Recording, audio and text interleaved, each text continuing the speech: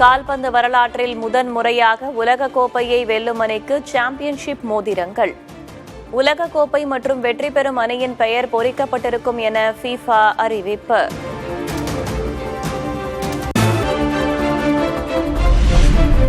உலகக்கோப்பை கால்பந்து தொடரில் இங்கிலாந்து அணி அசத்தல் வெற்றி. 3வது இடத்திற்கான போட்டியில் 6-4 என்ற கோல் கணக்கில் பிரான்ஸை வீழ்த்தி அபாரம்.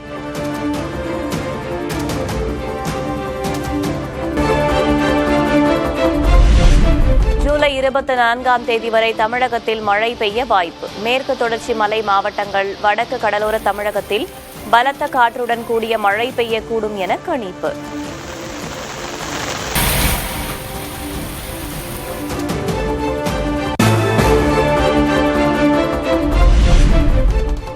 வட தமிழக கடலோர பகுதிகளில் 2 நாட்களுக்கு சூறாவளி காற்று வீசக்கூடும். மீனவர்கள் மீன்பிடிக்க செல்ல வேண்டாம் என்று வானிலை ஆய்வு மையம் அறிவுறுத்தல்.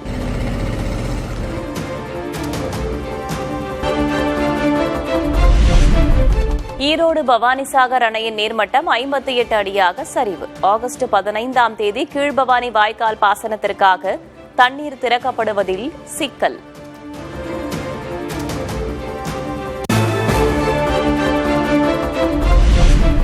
தமிழ்நாட்டில் கோடை காலத்தை போன்று இம்மாதம் வெயில் சுட்டெரிப்பதால் புதிய உச்சம் தொடும் மின் நுகர்வு. 17ஆம் தேதி வரை இதுவரை இல்லாத அளவாக 47.54 கோடி யூனிட்டுகளாக அதிகரிப்பு.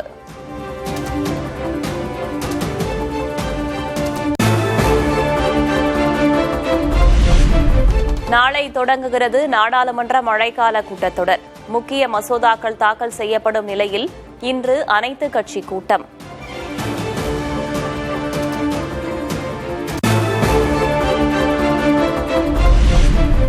வாங் சுக்கின் உடல்நிலை சீராக உள்ளதாக மனைவி கீதாஞ்சலி புதிய தலைமுறைக்கு பிரத்யேக பேட்டி. உடல்நிலை மற்றும் நீதிமன்ற உத்தரவு காரணமாக மருத்துவமனைக்கு மாற்றியதாக காவல்துறை கூறுவதில் உண்மை இல்லை எனவும் சாடல். His health is good. There is no problem with it. Till yesterday, the reports were okay. Delhi police said they are acting regarding High Court order. That is why they are. No, it is not true. The High Court never said that he should be hospitalized. The High Court has said that his health has to be monitored. Chennai Thirumudivakkam பகுதியில் rowdy கருப்பு தனிப்படை காவல்துறையினரால் சுட்டுப்பிடிப்பு.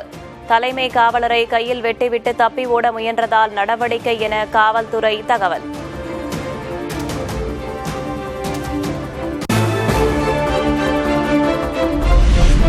சேலம் சென்னை தேசிய நெடுஞ்சாலையில் அசுர வேகத்தில் சென்ற சொகுசு கார் மோதி 2 படுகாயம். காரின் சக்கரம் கழன்ற நிலையிலும் நிறுத்தாமல் தீப்பொறி பறக்க ஓட்டிச் செல்லப்பட்ட காரை விரட்டி சென்று பிடித்த பொதுமக்கள்.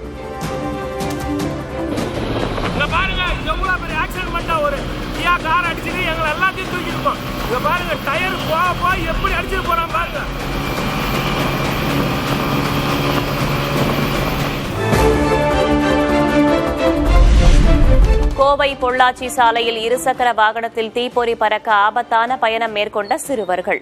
பெற்றோர் மீது வழக்கு பதிவு செய்த காவல்துறை. அவங்களுக்கு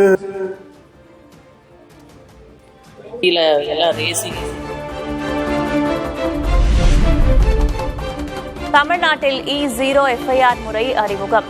இணையவழி நிதி மோசடி வழக்குகளில் விரைவான தீர்வுக்காக காவல்துறை நடவடிக்கை.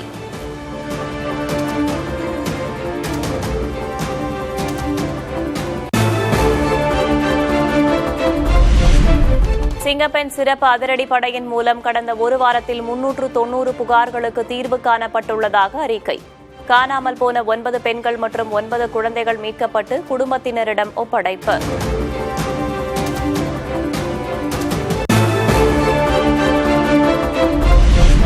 சென்னை மாநகராட்சியில் செயற்பொறியாளர், உதவி செயற்பொறியாளர் உள்பட 7 பேர் பணியிடை நீக்கம். கடந்த 3ஆம் தேதி லஞ்ச ஒழிப்புத்துறை சோதனை நடத்தியதை தொடர்ந்து மாநகராட்சி ஆணையர் சமீரன் நடவடிக்கை.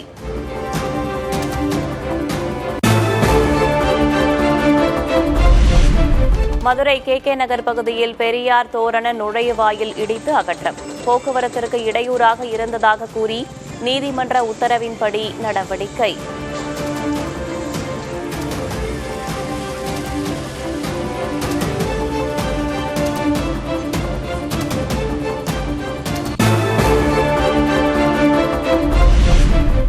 தாவேகா எம்எல்ஏக்களிடம் பேரம் பேசிய வழக்கில் கைது எண்ணிக்கை 14ஆக அதிகரிப்பு. சென்னை கொரட்டூரைச் சேர்ந்த கருணாநிதி, சாலிகிராமத்தைச் சேர்ந்த சரவணன் கைது.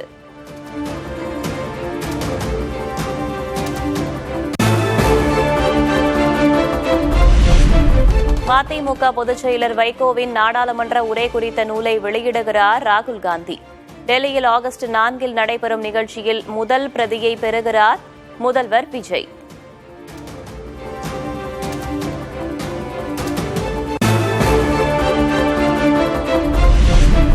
வைகோவின் நூல் வெளியீட்டு விழா அழைப்பிதழில் இடம்பெறாத திமுக, அதிமுக தலைவர்கள். பாஜகவைச் சேர்ந்த மத்திய அமைச்சர் அஷ்வினி வைஷ்ணவுக்கு அழைப்பு.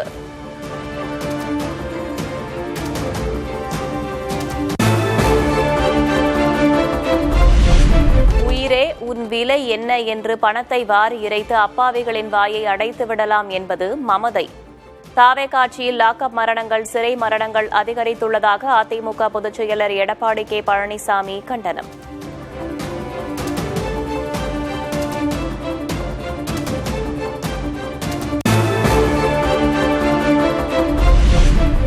ஆட்சி அதிகாரத்திற்காக கட்சியை அடகு வைத்தவர்கள் தூய அரசியல் பற்றி பேசுவது சாத்தான் சத்தியம் பேசுவது போல உள்ளது. முதல்வர் விஜய் குறித்த எடப்பாடி பழனிசாமி விமர்சனத்திற்கு தாவேகா பதில்.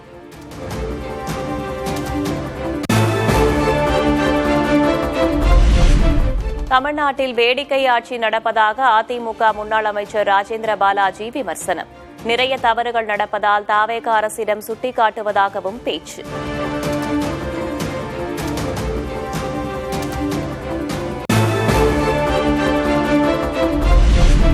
தமிழ் தேசியம் என்பது வெறுப்பு அரசியலாக மாறிக்கொண்டிருப்பதாக திருமாவளவன் வேதனை. திரிபுவாத அரசியலில் ஈடுபடுவதாக சீமானின் பெயரை குறிப்பிடாமல் விமர்சனம். பெரியாரையே தமிழன் இல்லை, இது பெரியார் மண் இல்லை, பெரியாரே மண் என்று பேசுகிற திரிபுவாத அரசியல் இங்கே தலை தூக்கிய நிலையில் தமிழ் தேசியம் எங்கோ போய்கொண்டிருக்கிறது. இது ஒரு வெறுப்பு அரசியலாக மாறிக்கொண்டிருக்கிறது.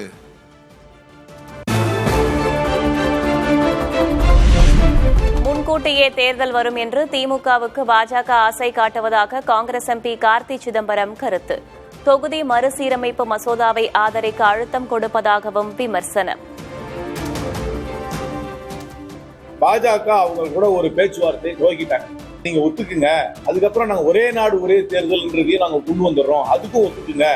அதோட அதை அப்படி சொல்லி ஆசை காட்டுறாங்க டிஎம்கே. 2029 சட்டமன்ற தேர்தல் வந்துடும், நீங்க ஒன்னும் 5 வருஷம் வெயிட் பண்ண வேண்டாம். ஆனா அந்த பாதையில டிஎம்கே போச்சுன்னா, நான் திருப்பி சொல்றேன், இந்த தேர்தலில் வந்த முடிவுகளோட இன்னும் மோசமான முடிவுகள் தான் வருகின்ற தேர்தல்.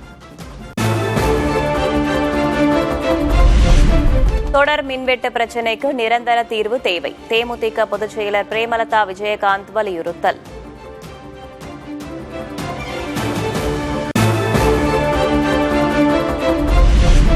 மின்வாரியத்தில் ஒப்பந்த பணியாளர்களை பணி நிரந்தரம் செய்வது தொடர்பாக உடனடியாக எந்த முடிவும் எடுக்க முடியாது.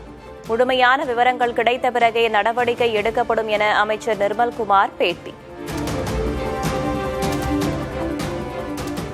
ஒப்பந்த பணியாளர் நிரந்தரத்தை பற்றி நம்ம உறுதி சொல்லவில்லை. ஏன்னா ஒப்பந்த பணியாளர் எவ்வளவு பேர் இருக்காங்கன்ற கணக்கெடுப்பை இப்பதான் துவக்கிறோம். 3 வாரமா அந்த கணக்கெடுப்பை நடத்திட்டு வரோம். இதுவரை எவ்வளவு பேர் இருக்காங்கன்ற கணக்கெடுப்பே நம்ம கிட்ட வந்து சேரல.